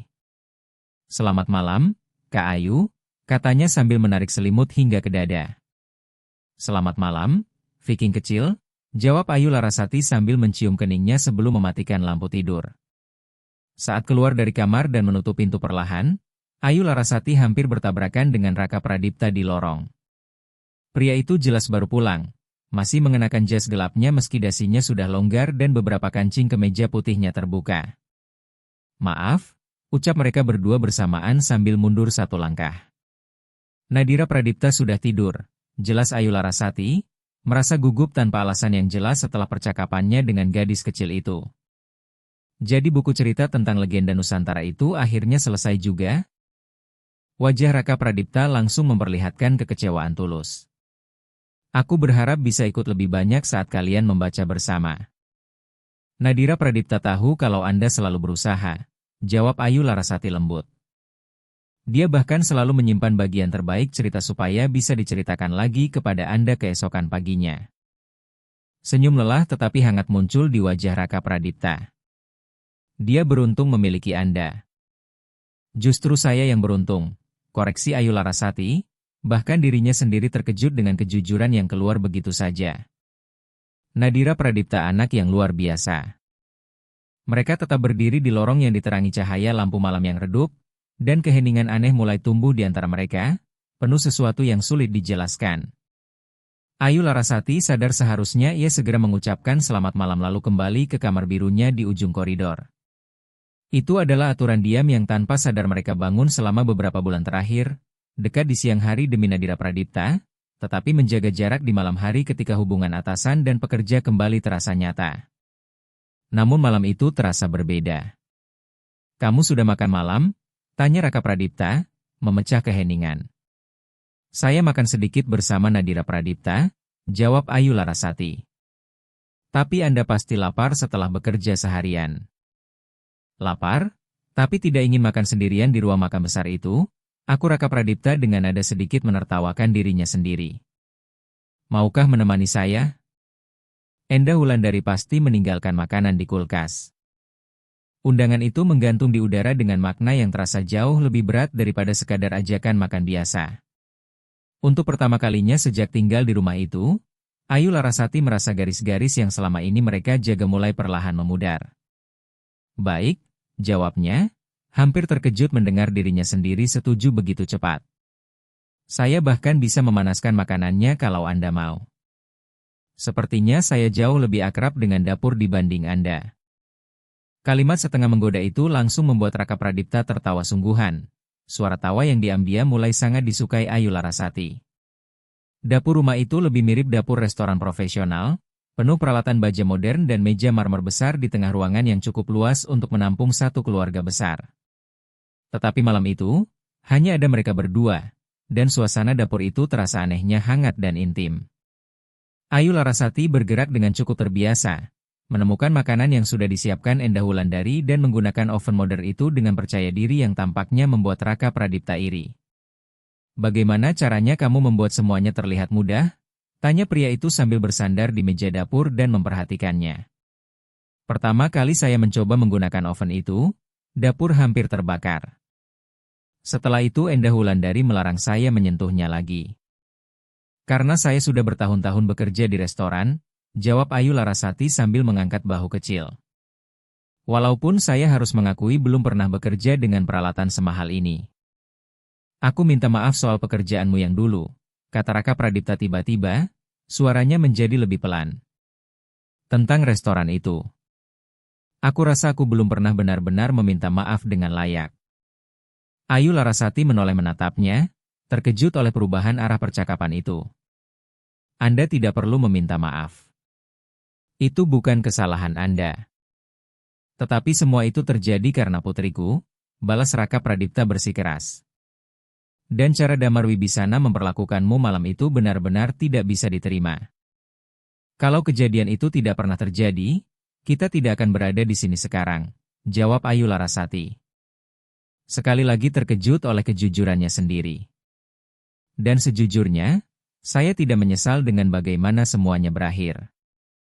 Mata biru tajam Raka Pradipta, mata yang selalu dibandingkan Nadira Pradipta dengan batu safir, menatap langsung ke matanya.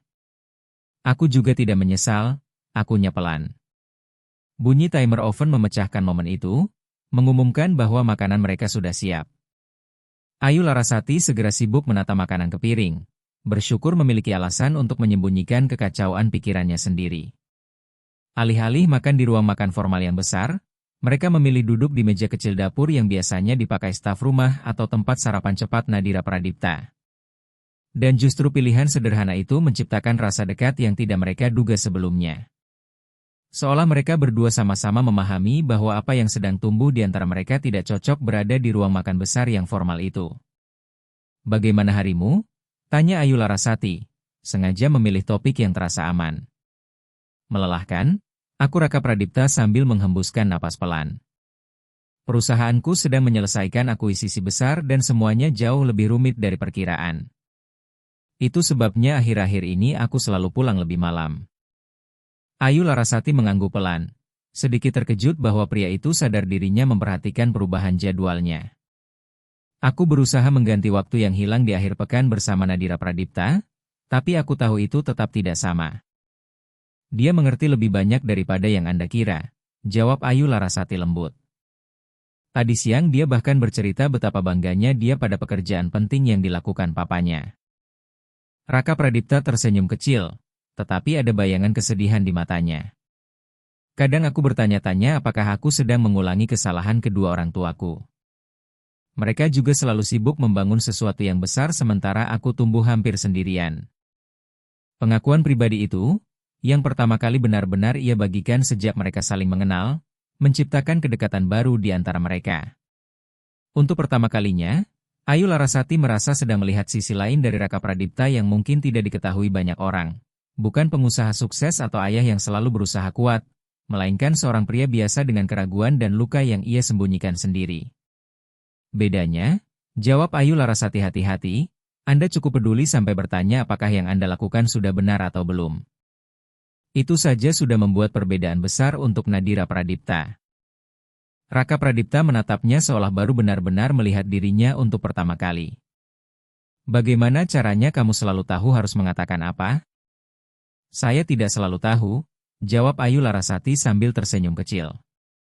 "Saya cuma jujur."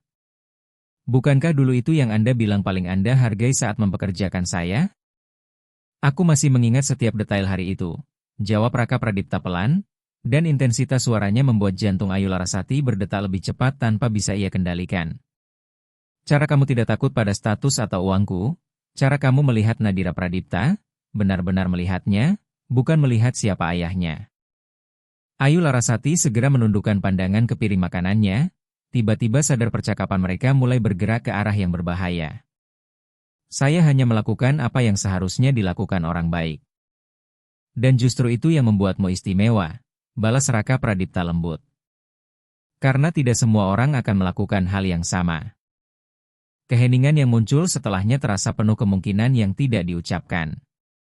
Ayu Larasati merasa sekaligus rapuh dan aman di bawah tatapan pria itu, sebuah perasaan yang bertolak belakang dan tidak mampu ia pahami sendiri. "Saya harus pergi tidur," katanya akhirnya sambil berdiri dan mulai membereskan piring untuk mengalihkan dirinya. "Besok saya harus bangun pagi untuk menyiapkan Nadira Pradipta pergi ke planetarium." Raka Pradipta ikut berdiri lalu mengambil piring-piring itu perlahan dari tangannya. "Biarkan aku yang membereskannya. Kamu sudah melakukan terlalu banyak hari ini." Ujung jari mereka bersentuhan singkat saat memindahkan piring, kontak kecil yang mengirim sensasi mengejutkan hingga ke lengan Ayu Larasati. Ia langsung menarik tangannya secara refleks, bukan karena tidak nyaman, tetapi justru karena reaksinya sendiri terasa terlalu kuat. "Selamat malam, Raka," katanya cepat sambil berjalan menuju pintu dapur. "Ayu Larasati," panggil Raka Pradipta saat ia sudah berada di lorong. Ayu Larasati berhenti tetapi tidak berbalik. "Terima kasih. Bukan cuma untuk makan malam ini. Untuk semuanya." Kesederhanaan ucapan itu dan kerentanan dalam suara pria itu membuat sesuatu di dalam dada Ayu Larasati terasa sakit dengan cara yang aneh. Ia hanya mengangguk kecil tanpa menoleh lalu berjalan cepat menuju keamanan kamar birunya. Di sana, duduk di tepi tempat tidur sambil menatap langit malam dari jendela, akhirnya Ayu Larasati mengakui sesuatu yang selama berminggu-minggu ia tolak untuk pikirkan. Ia mulai jatuh cinta kepada Raka Pradipta. Dan kalau instingnya tidak salah, pria itu pun mulai merasakan hal yang sama kepadanya. Pikiran itu terasa memabukkan sekaligus menakutkan. Apa yang akan terjadi pada Nadira Pradipta jika semuanya berakhir buruk? Apa yang akan terjadi pada pekerjaannya dan kestabilan hidup yang baru saja ia dapatkan? Mungkinkah seseorang dari dunianya benar-benar membangun sesuatu yang nyata dengan seseorang dari dunia pria itu? Dari balik jendela kamar birunya, bintang-bintang malam tampak lebih terang dari biasanya. Besok ia akan menunjukkannya kepada Nadira Pradipta di planetarium. Ia akan menunjukkan bintang-bintang itu kepada Nadira Pradipta di planetarium, menjelaskan rasi bintang dan menceritakan legenda lama tentang para pahlawan dan dewa yang diabadikan di langit malam. Itulah yang seharusnya menjadi fokusnya, pekerjaannya, tanggung jawabnya terhadap gadis kecil yang perlahan mencuri seluruh hatinya. Semua hal lain harus menunggu, atau mungkin, pikir Ayu Larasati dengan rasa pasrah yang menyakitkan, harus dilupakan sepenuhnya. Planetarium Jakarta memang tidak sebesar pusat astronomi terkenal dunia, tetapi bagi Nadira Pradipta, tempat itu terasa seperti dunia lain. Mata gadis kecil itu membesar penuh kagum saat melihat rasi-rasi bintang diproyeksikan di kubah langit-langit, sementara Ayu Larasati, duduk di sampingnya, membisikkan cerita tentang setiap susunan bintang di langit. "Itu namanya Cassiopeia," bisik Ayu Larasati sambil menunjuk ke langit buatan di atas mereka. "Seorang ratu yang sangat cantik dan sombong sampai membuat para dewa marah." "Lalu apa hukumannya?" tanya Nadira Pradipta pelan. Suaranya menggema lembut di ruangan gelap itu. Dia ditempatkan di langit dalam posisi terbalik selama setengah waktu, jelas Ayu Larasati. Tapi dia juga diabadikan menjadi salah satu rasi bintang paling terkenal. Nadira Pradipta berpikir sejenak sebelum berkata, berarti itu bukan cuma hukuman, tapi juga kehormatan. Ketajaman pemikiran itu membuat Ayu Larasati tersenyum. Benar sekali. Cerita terbaik biasanya bukan cuma tentang hukuman atau hadiah, tetapi tentang perubahan. Di sisi lain tempat duduk Nadira Pradipta, Raka Pradipta memperhatikan percakapan mereka dengan tatapan yang dipenuhi kekaguman dan sesuatu yang lebih dalam, sesuatu yang bahkan tidak bisa dijelaskan oleh Ayu Larasati sendiri. Pagi tadi pria itu tiba-tiba mengejutkan mereka dengan mengatakan bahwa ia sudah membatalkan seluruh jadwal pentingnya demi ikut pergi ke planetarium bersama mereka. Malam sebelumnya masih terasa menggantung di antara mereka seperti kabut yang tidak pernah disebutkan secara langsung. Ada, terasa jelas, tetapi tidak ada satupun yang cukup berani membicarakannya. Sesekali tatapan mereka bertemu di atas kepala Nadira Pradipta, menyampaikan sesuatu yang belum siap mereka ucapkan dengan kata-kata. Setelah pertunjukan selesai, sementara Nadira Pradipta berlari penuh semangat menuju area interaktif meteor di aula utama, Raka Pradipta akhirnya memecahkan keheningan hati-hati yang terus ia jaga sepanjang pagi. "Aku belum pernah melihat Nadira Pradipta begitu antusias belajar sesuatu," katanya sambil memperhatikan putrinya mencoba mengangkat batu meteor besar dengan kedua tangan kecilnya. Kamu punya bakat membuat ilmu pengetahuan terasa hidup. Saya punya guru yang hebat, jawab Ayu Larasati sambil tersenyum kecil. Dulu Nenek Sulastri sangat menyukai astronomi. Kami sering duduk di atap rumah di kampung saat malam cerah dan beliau mengajariku nama-nama rasi bintang. Sepertinya nenekmu wanita yang luar biasa, kata Raka Pradipta lembut. Beliau memang luar biasa, koreksi Ayu Larasati perlahan. Beliau meninggal 2 bulan lalu. Raka Pradipta langsung menoleh menatapnya, jelas terkejut dan khawatir. 2 bulan lalu? Kenapa kamu tidak pernah memberitahuku? Ayu Larasati mengalihkan pandangannya ke arah Nadira Pradipta yang kini memakai helm astronot yang terlalu besar untuk kepalanya. Saat itu kita sedang sibuk dengan rangkaian pertunjukan balet Nadira Pradipta. Dia sangat gugup dan membutuhkan seluruh perhatian kita. Ayu Larasati, suara Raka Pradipta melembut hampir seperti belayan. Kamu tidak seharusnya melewati semua itu sendirian. Saya tidak sendirian, jawab Ayu Larasati, dan ia sendiri terkejut menyadari betapa benarnya kalimat itu. Saya punya kalian berdua meskipun kalian tidak tahu apa yang sedang terjadi. Melihat semangat Nadira Pradipta setiap hari dan melihat bagaimana Anda berusaha menjadi ayah yang baik memberi saya kekuatan. Ujung jari Raka Pradipta menyentuh jarinya dengan sangat ringan. Begitu halus hingga bisa dianggap tidak sengaja. Kalau saja akhir-akhir ini semua yang terjadi di antara mereka tidak terasa terlalu berarti untuk disebut kebetulan. Tetap saja, kata pria itu pelan, aku berharap kamu mau berbagi beban itu bersama kami. Ia berhenti sejenak, jelas mencari kata yang tepat. Kita ini, suaranya menggantung sebelum akhirnya melanjutkan, keluarga, dalam cara tertentu. Kata itu menggantung di antara mereka, penuh makna dan kemungkinan yang membuat jantung Ayu Larasati berdetak lebih cepat.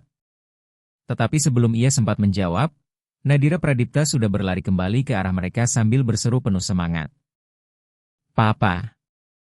Kak Ayu! Cepat lihat ini. Ada batu yang benar-benar jatuh dari luar angkasa dan kita boleh menyentuhnya, seru Nadira Pradipta penuh semangat. Sisa kunjungan mereka di planetarium berlalu dalam keadaan yang terasa aneh bagi Ayu Larasati. Secara fisik ia tetap hadir, tersenyum, berbicara, dan ikut menikmati antusiasme Nadira Pradipta. Tetapi sebagian pikirannya terus kembali pada satu kata yang tadi diucapkan Raka Pradipta. Keluarga. Dan cara jari pria itu menyentuh jarinya seolah sedang mencoba memasuki wilayah perasaan yang sama sekali baru bagi mereka berdua. Baru setelah mereka pulang ke rumah dan Nadira Pradipta akhirnya tertidur lelap karena terlalu lelah setelah hari penuh kegembiraan itu, Ayu Larasati menemukan Raka Pradipta berdiri sendirian di veranda sambil memandangi taman yang hanya diterangi cahaya bulan dan lampu-lampu kecil di antara tanaman. Akhirnya tidur juga? Tanya pria itu tanpa menoleh, seolah langsung tahu dirinya datang. Iya, jawab Ayu Larasati sambil tersenyum kecil. Dia masih membicarakan lubang hitam dan supernova bahkan saat hampir tertidur. Saat itulah Raka Pradipta akhirnya menoleh, dan sesuatu di wajah pria itu membuat napas Ayu Larasati tertahan. Ada ketegasan di sana, keyakinan yang belum pernah ia lihat sebelumnya. Aku ingin menunjukkan sesuatu, katanya sambil mengulurkan tangan. Ayu Larasati hanya ragu sesaat sebelum menerima ajakan diam itu. Raka Pradipta membawanya melewati taman menuju sebuah bangunan kecil yang selama ini ia kira hanya gudang mewah biasa. Tetapi ketika pintunya dibuka, ruangan kecil itu ternyata sebuah observatorium pribadi lengkap dengan teleskop besar yang mengarah ke langit melalui bukaan di atap. Apa ini? Tanya Ayu Larasati dengan mata penuh kagum. Sebuah proyek yang mulai kubangun 3 bulan lalu, jawab Raka Pradipta. Setelah malam pertama ketika kamu bercerita tentang bintang kepada Nadira Pradipta. Ayu Larasati mendekati teleskop itu perlahan, menyentuh permukaan logam dinginnya dengan rasa hormat yang hampir lembut. Untuk Nadira Pradipta? Tanyanya pelan. Untuk kalian berdua, koreksi Raka Pradipta lembut. Awalnya observatorium ini ingin kujadikan hadiah ulang tahun kejutan untuknya. Tapi setelah apa yang kamu ceritakan tadi tentang Nenek Sulastri, aku tidak ingin menunggu lebih lama. Hati Ayu Larasati langsung terasa penuh oleh emosi yang sulit dijelaskan. Ini bukan hadiah mewah yang sekadar menunjukkan kekayaan. Ini hadiah yang memperlihatkan bahwa pria itu benar-benar memperhatikan dirinya, menghargai kenangan paling berharga tentang neneknya, dan memahami hubungan yang telah ia bangun bersama Nadira Pradipta. Ini sempurna, bisiknya dengan suara bergetar. Sama seperti kamu, jawab Raka Pradipta pelan. Saat Ayu Larasati menoleh ke arahnya, ia mendapati pria itu berdiri jauh lebih dekat dari yang ia sadari. Ruangan observatorium kecil itu tidak menyisakan banyak ruang di antara mereka, dan untuk pertama kalinya tidak ada satupun dari mereka yang mencoba menciptakan jarak lagi. Raka, aku, tunggu, potong pria itu lembut. Ada sesuatu yang harus aku katakan dulu. Sesuatu yang sudah berminggu-minggu ku coba kumpulkan keberaniannya. Ia menarik napas panjang seperti seseorang yang bersiap melompat ke laut yang belum pernah ia kenal. Saat Nadira Pradipta tersedak malam itu di restoran, aku benar-benar berpikir akan kehilangan satu-satunya orang yang paling penting dalam hidupku. Lalu kamu muncul seolah semesta memang sengaja menempatkanmu tepat di tempat yang kami butuhkan. Kedua tangan Raka Pradipta menemukan tangan Ayu Larasati, menggenggamnya dengan kelembutan yang hampir terasa suci. Awalnya aku menawarkan pekerjaan ini hanya demi kebahagiaan Nadira Pradipta, tetapi sesuatu yang sama sekali tidak pernah kuduga terjadi. Kamu mengubah rumah ini menjadi rumah yang benar-benar hidup. Kamu membawa warna ke dunia yang bahkan tidak kusadari selama ini terasa hitam dan putih.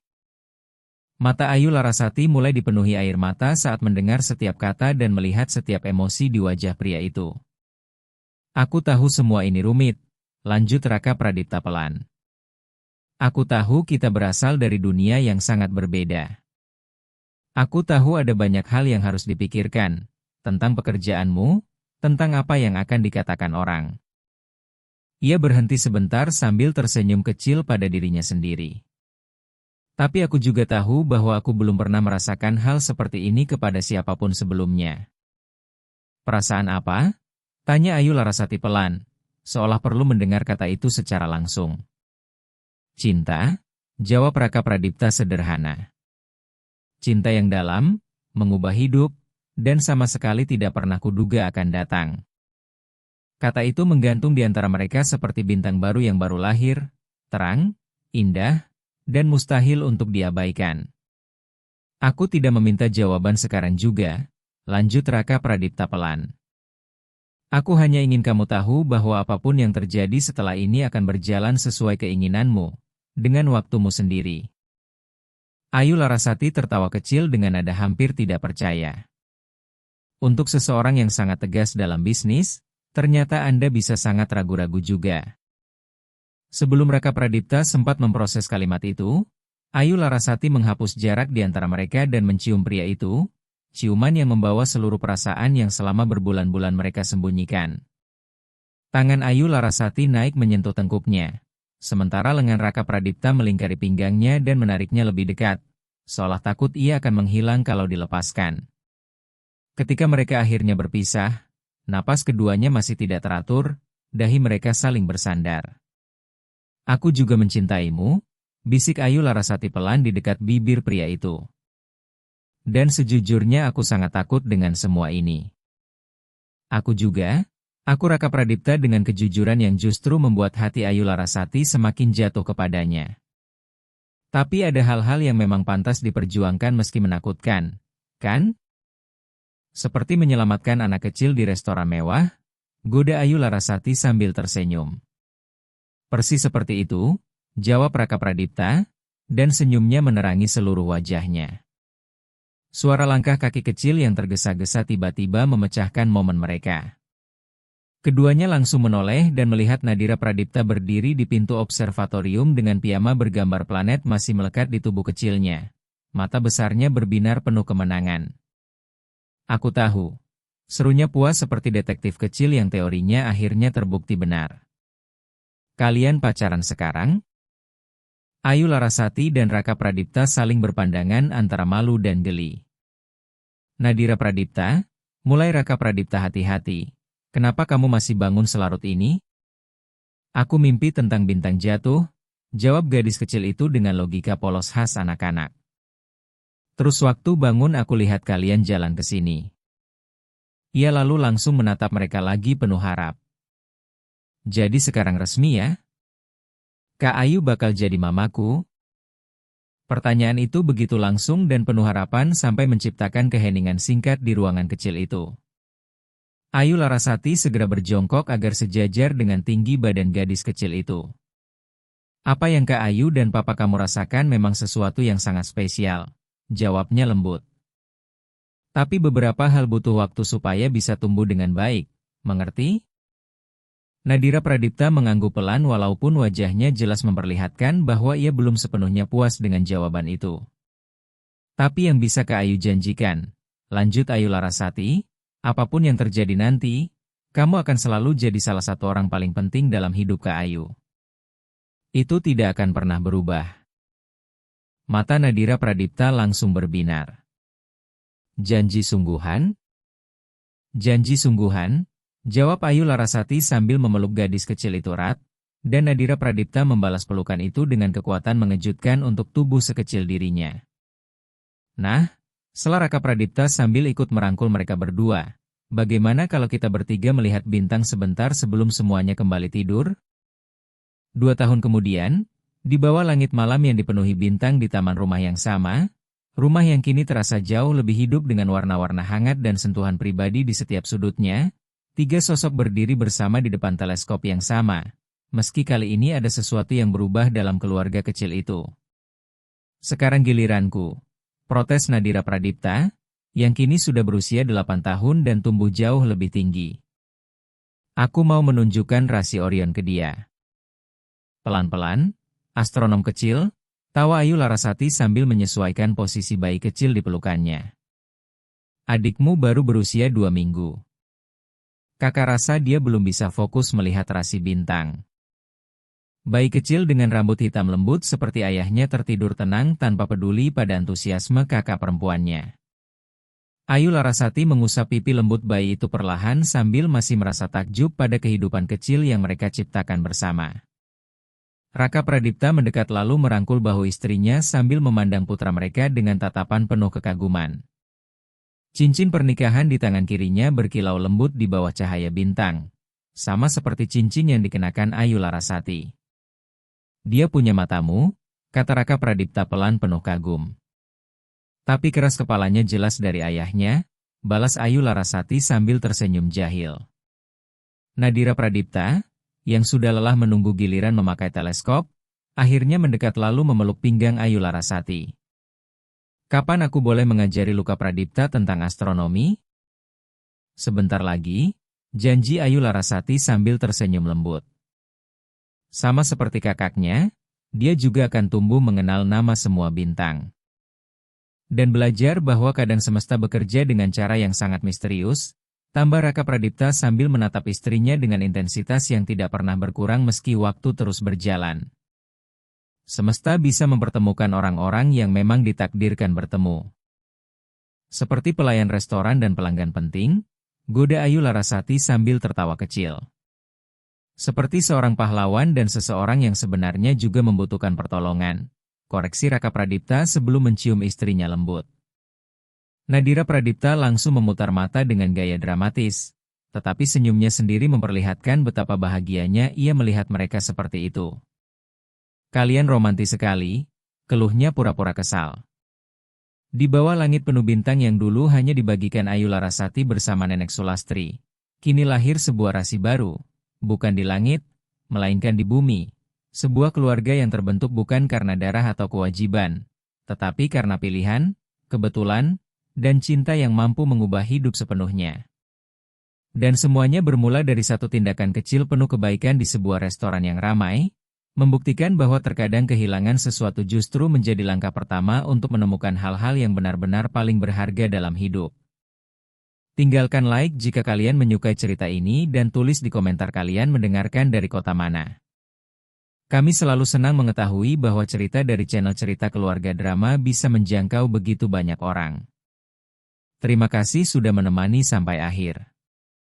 Jika kalian menyukai cerita seperti ini, Jangan lupa subscribe ke channel Cerita Keluarga Drama karena kami menghadirkan cerita baru setiap hari. Sampai jumpa di cerita berikutnya.